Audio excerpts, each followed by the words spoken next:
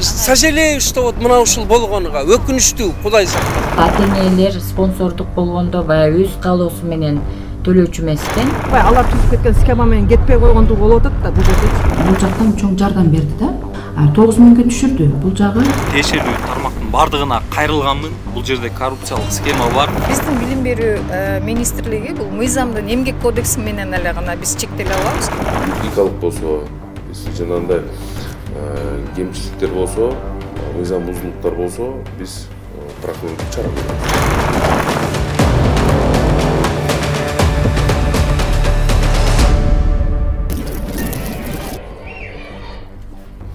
Мындан 2 жума мурун Бишкектеги номер 1 гимназия интернатында ата-энелер, окуучулар аралашкан митинг болгон.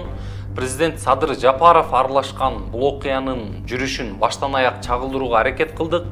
Тийиштүү тараптарга кайрылганыбызда кызыктуу фактылар чыкты. Дегенибиз, мектептин финансылык маселесинде күмөндүү коррупциялык схемалар бар деп жатышат. Алдыда ушул туурасында кененирээк сөз болот. Аягына чейин биз менен бирге болуңуз.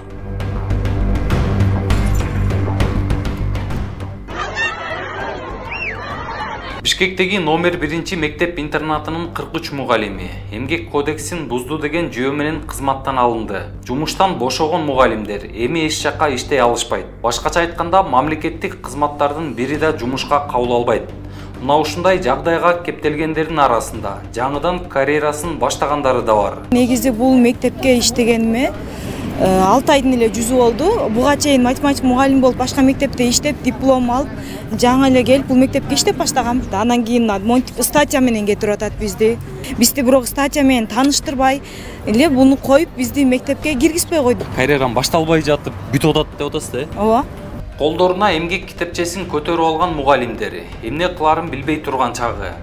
Жогору жакка даттанып, эшик каккылагандан деле майнап чыкпайт деп жатышат. Анткени иштен кетирүү буйругу президенттин өзүнөн болгонун айтып, ишенимдери сууп калгандай.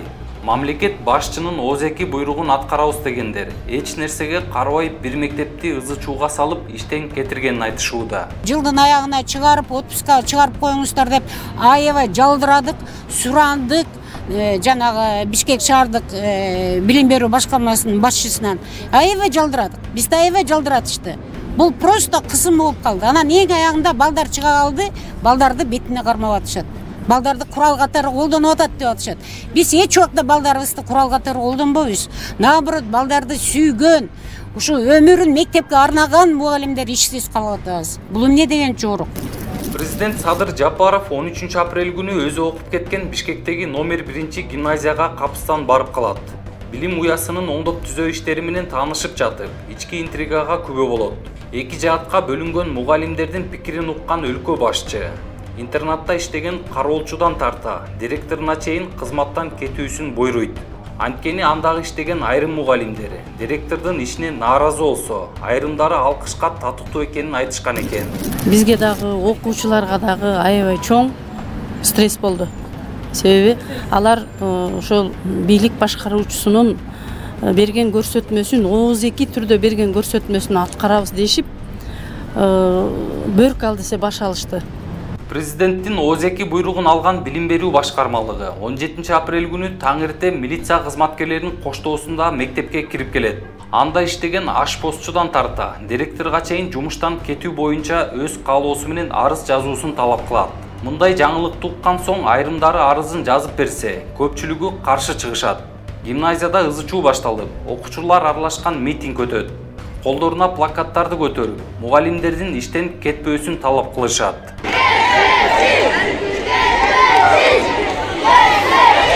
Натыйжада укук коргоо кызматкерлери тарабынан күч колдонулат. Айрым ата-энелер кармалып милиция бөлүмүнө жеткирилет. Директор Нургүл Матканованын мектептен сүрүп чыгарышат. Окуядан 6 класстын окуучусу да жабыркап, ооруканага да түшөт. Режен кадимкидей ичке терип атыштар милициялар. Митингге чыккан ата-энелерди милиция кызматкерлери алып кетиштиби? Алып кетишти. Мына 3 ата-энени, азыр 3 ата-энени деген, силер деген атайын балдарды үгүттөп, эмеге митингге чыгарып атасыңар деп 3 ата-энени роботуга алып кеткен.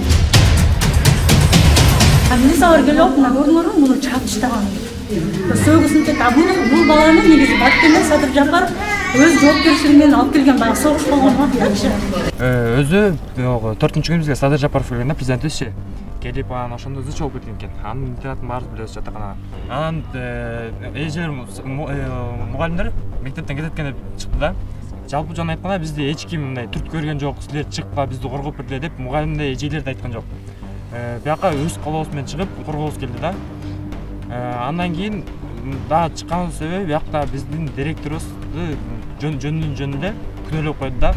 Неге дегенде Матканова Нургүл Сыдыкбековна келгенде мектебибиз мындай көп өзгөрүүлүк учурады да, жакшы жагынан айтканда. Ооруканага түшкөн окуучунун абалы боюнча темага кийинки чыгарылышта кайрылабыз. Азыр интернаттын айланасындагы ызы чуулардын аягы токтобой келгенине эмне себеп болгонун ачыктоого аракет кылалы. Анда сөз башынан болсун. Конкурстун жыйынтыгы менен сентябрь айында директорлук кызматка дайындалган Нургүл Матканова ишке киришкени өзгөрүүлөрдү жасайт. Окуучулардын укугун коргоп, ашканага камераларды орнотот. Ал тургай окуу төлөмүн 23 000 сомдон 9.900 сомго чейин түшүрөт. Матканова деген эже келиптир, конкурстан утуп Байматов кетиптир, деп кол чапканбыз бирчи. Анан Матканова келип 9.900-гө түшүрүп коюп бирзе шок болбодукпу бизчи. Кайра башынан барып сентябрда түзгөн контракттарды бузуп 9.900-гө кол коюп контракт түзүп келбедикпи? Анан бул кандай болуп калды десе, көрсө мындай болгон экен да. Матканова сентябрда келгенден баштап эле прокуратурадан, ГКМБдан, мэрия иштетпей коюптур департамент. Чыкырыптыр ал эже өзү ана коррупциялык схемага аралашпай, алар түзүп кеткен схема менен кетпей койгондугу болуп атат да бул жердечи.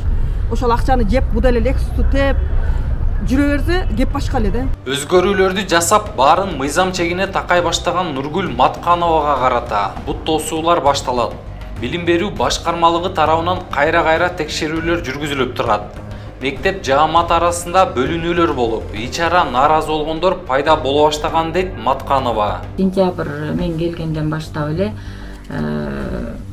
көп аябай текшерүүлөр болгон, мени чакыруулар болгон билим берүү башкармалыгына. Атайын бул уюштурулган сыяктуу болуп атат бардыгы окуялар. Анткени мындай окуялар биринин артынан бири тынбай эле боло бербейт да. Мисалы ашканада мындай атайын мисалы тамак аш жагы үзгүлтүккө учурап, тамак аш мисалы нормасы ошол текшерүү келе турган күнү берилбей калып, эмнегедир кандайдыр бир себептер менен башкача даярдалып калып тамактар, ошол сыяктуу тынымсыз жүрүп турду да. Баягы санэпидемстанция чакырып келип калып, алар дагы түшүндүрбөйт эмне себептен келгенин. Мындайча айтканда бардык жерде бир кылмыш издеген сыяктуу текшерүүлөр болду да. Нургүл Матканова интернаттагы коррупциялык схемалар боюнча райондук прокуратурага да кайрылат. Контрактты төлөөдө кандайдыр бир көз боемочулуктар бар. Ата-энелердин төлөмү эки эсепке түшүп жатканын айтат. Бирок прокуратура тараптан эч кандай жооп болгон эмес. Ушу сиздин ушунча жана сентябрдан бери сизди аңдып айтып атпайсызбы? Атайын сабадаш кылды деген сыяктуучу. Ошонун баарына жанагы акчаны ылдыйлатып койгон себеп болду деп ойлобойсузбу? Балким ал дагы болушу мүмкүн. Анан ушул мага дагы ошол бухгалтерлеримдин ошол иштен бошоп кетиши дагы капысынан бошоп кетишти. Кээ бир кызматкерлер да ишинен бошоп кетишти да. Ошол акчалар тууралуу иликтөө жүргүзүп баштаган. Ушул боюнча текшерип, төлөмдөр кайда түшөт экенин текшерип бергиле деп мен атайын прокуратура органдарына кайрылдым да. Анан жыйынтык кандай? Жыйынтык жок ал жөнүндө. Бирок анткени менен билим берүү башкармалыгы баарын четке кагып жатат. Нургүл Матканова келгени, окуу методикасы артка кетип, пландар аткарылбай калганын айтууда. Ал тургай окуучулардын тамак ашында маселелер жаралганын билдирүүдө. Контракт жанынан сөзсүз түрдө ата-энелерге чоң жардам болду. 22 000 деген чоң акча. Ар бир ата-эне, ар бир окуучу үчүнчү 9 000-ге түшүрдү. Бул жагы балким мен азыр айтып атам, бул жагынан көп жакшы биле албайт экенмин, бирок бул жактан чоң жардам берди да ата-энелерге, окуучуларга дегендейчи. Демек бул жерде коррупциялык схема бар экенине сиз көзүңүз жетти да, демек. Бул боюнча мен айттым го, мурунку директордун үстүнөн ички иштер бөлүмдөрү иштеп атышат. Сиздер кайрылдыңыздар беле? Ушундай маселе болуп калды бул жакта. Карап бериңиздер ушуну коргоо органдары деп. Ошон үчүн иштеп атышат азыр. Сиз кайрылдыңыз? Азыр бизге сиздер билим берүү башкармалыгы кайрылды беле? Кайрылып ошону күтүп атканбыз да. Справкасын баягы бизге прокуратура берет да. Ошол прокуратура бизге берди да. Прокуратура берип, ошонун негизинде бул мектепке текшерүү менен чыккыла деп атат. Мына 31 мартта мына 23-жылы поступило представление прокуратуры города Бишкекке по результатам плановой проверки БКИ номер 1. Бул сиздер проверка кылган ал жанагы ашкан окуу процесси ушулар беле болуп атпайбы? Финансовый жагынан айтып. Финансовый жагын прокуратура текшерет. Биз окуу процессин текшеребиз. Бирок сиздерге жөнөттү деп атпайсызбы прокуратура? Мына күтүп атабыз да атабыз. Дагы жүрүп атат. Дагы жүрүп атат. Дагы күтүп атасыздар. Күтүп атабыз. Ооба. Номер 1 гимназиядагы күмөн туудурган коррупциялык схемалар боюнча билим берүү министрлигине да кайрылдык. Бул иш боюнча өз кезегинде тийиштүү чаралар көрүлгөнүн айтышууда. Бүгүнкү күндө укук коргоо кызматкерлери териштирүү иштерин жүргүзүп жатканын билдирди.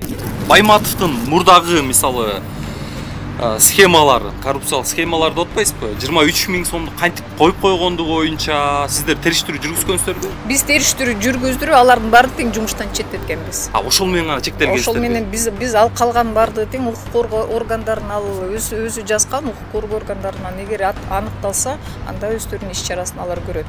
Биздин билим берүү министрлиги бул мыйзамдын эмгек кодекси менен эле гана биз чектеле алабыз. Калган иш чаралардын баары укук коргоо органдарынан өткөрүлгөн. Байматовдун иши боюнча мектептин директору эгер ошол ачыкка чыкканда бул милдетин алып туруп, милдеттүү түрдө өзү деген укук коргоо органдарына тапшыргандыгын тууралуу биз милдеттендиргенбиз.